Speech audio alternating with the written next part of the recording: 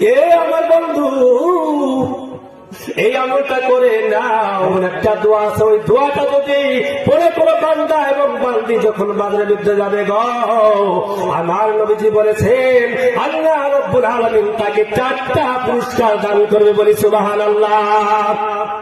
ওই বাজারে প্রবেশ করার সময় দোয়াটা পড়ে নাই, লা ইলাহা ইল্লাল্লাহু ওয়াহদাহু লা শারীকা লাহু লাহুল মুলকু ওয়া লাহুল হামদু ইউহয়ি ওয়া ইউমীতু ওয়া হুয়া হাইয়্যুল লা ইয়ামুতু বিয়াদিহিল খায়র ওয়া হুয়া আলা কুল্লি শাইইন কাদির।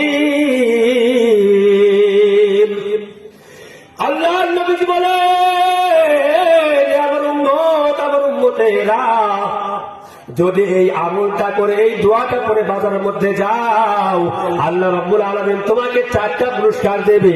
1 নম্বরে তোমার আমল নামার মধ্যে হাজার হাজার নেকি লিখে দিবে এবং তোমার আমল বদ আমল থেকে হাজার হাজার বদ আমল কেটে দেবে। বলে সুবহানাল্লাহ।